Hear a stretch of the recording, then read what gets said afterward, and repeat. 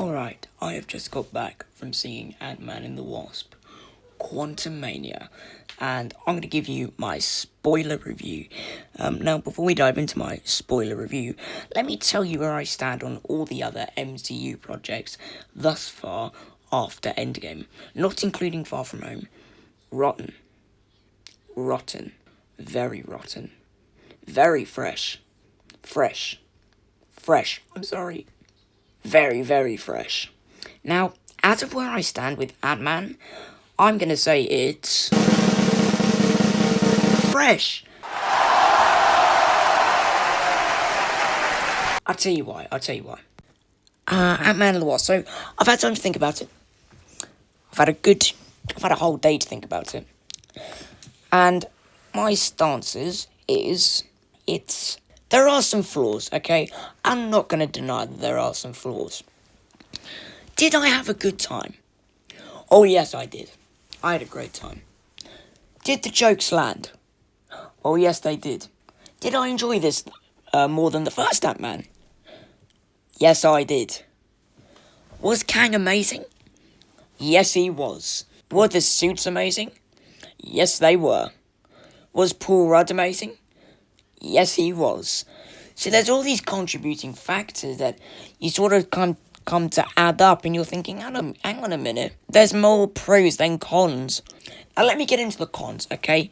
Because people are probably saying, oh, this guy, he hates Shang-Chi, but he loves Ant-Man 3. Let me explain, because I do have some cons. Number one, why call your film Ant-Man and the Wasp QUANTAMANIA when the Wasp isn't even in it? What? She was in none of the film. I think she had 5 minutes of screen time. That was it. That's shocking. That's terrible. However, every single scene that she was in, I thought she ate, and I personally don't mind her haircut, unlike other people, and I have not minded the haircut since the first trailer. Number two, okay? I really believe Scott should have died. Because we get this serious scene, they're in the quantum realm, and then we just cut to a silly Scott Lang scene where he's like, Scott, you saved the world from the quantum realm. You saved the world from Kang. Yeah, and he's really going to get a nasty awakening in Kang Dynasty when he finds out there's an infinite number of Kangs. And I'm like, bro, you just had this gut-wrenching moment. The audience think that you're about to die. And then we go to this, it's comedic again, haha. Number three, I believe there were this is minor, very, very, very minor pacing issues. Very minor. Number four, if they were in the quantum realm for a whole day, which I think they were, why haven't they kind of alluded to the fact that, well, if they've been down there for 24 hours, surely that means up in Earth, it's been 24 years, right? That kind of bugged me. Bugged me, But, you know what really bugged me? The marketing. The marketing for this film said that he was getting the thing for Kang because Kang could give him time with his daughter again. Correct me if I'm wrong, again. That plot was never brought to the forefront in this film. Correct me if I'm wrong. I never actually heard Kang say to Scott, if you get me this, I'll give you Tommy, the daughter. He said to Scott, if you don't get me this, I will kill your daughter.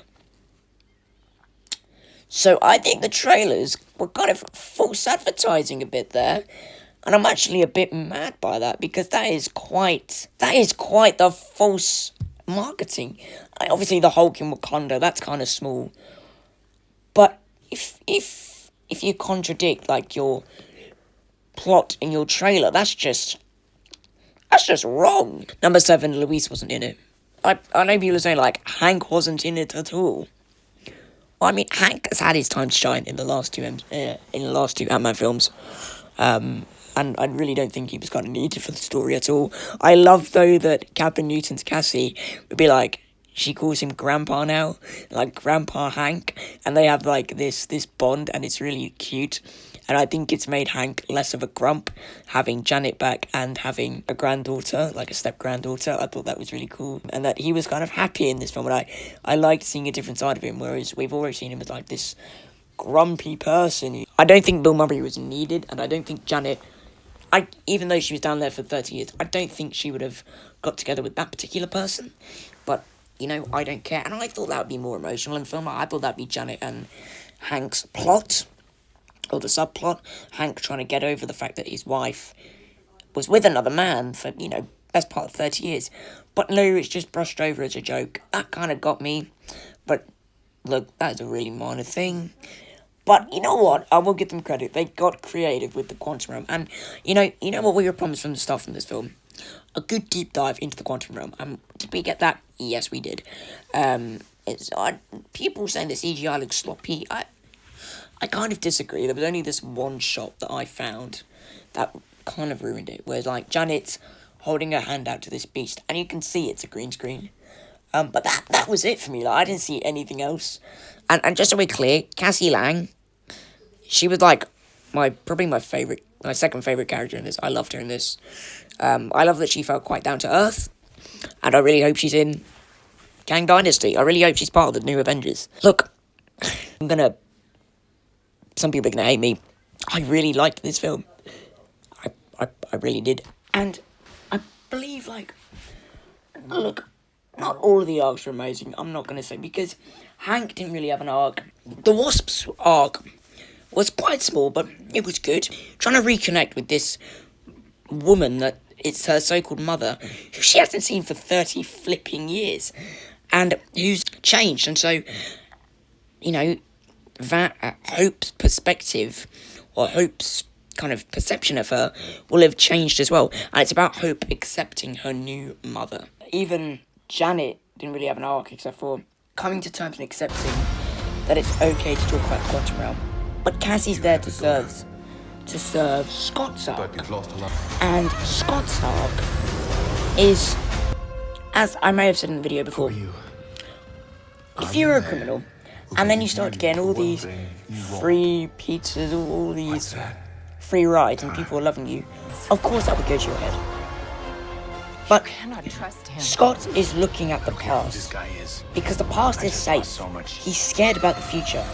He is terrified of what is going to happen to him and Cassie. He is absolutely terrified, and he doesn't want to look at that future, so why not endorse himself with all the positive things he's done in the past? And it's seeing that Cassie has grown up, seeing that Cassie has become her own, you know, hero. He finally accepts, and he moves forward into a new age, into a new dynasty, We had a deal. And his barriers, or his walls, break away. He's not being seen as, you know, this incredible figure. He's having to pay money at the coffee shop. That is like show not tell. That shows that the ego is coming down, and he's looking forward and towards the future with his daughter, and he's going to make the most of the time he has. And there's no part, there's no point thinking about the past. So, final thoughts. This movie has grown on me more and more as I've sat down and talked about it and justified, you know, all the arcs and stuff. I don't care what anybody says. I really, really like this film. What a banger way to open Phase 5. And Kang's arc. Kang, I was a bit worried because he's Kang the Conqueror and he was like this. I just thought, oh, he's going to be a villain who wants to destroy things. But no. He believes that the dying universes should be wiped, so the existing universes can exist. That's compelling. That's like Thanos. I like that Kang. So I cannot wait for Avengers Kang Dynasty. So, yeah. But final thoughts. Look, MODOK was never going to work. But he kind of worked for me because I loved MODOK in the comics. I thought he was whack.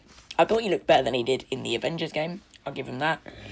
But I didn't think he looked as bad as most people thought. I think he looked good for, you know, we're talking about MODOK. I would give it 8 out of 10 stars.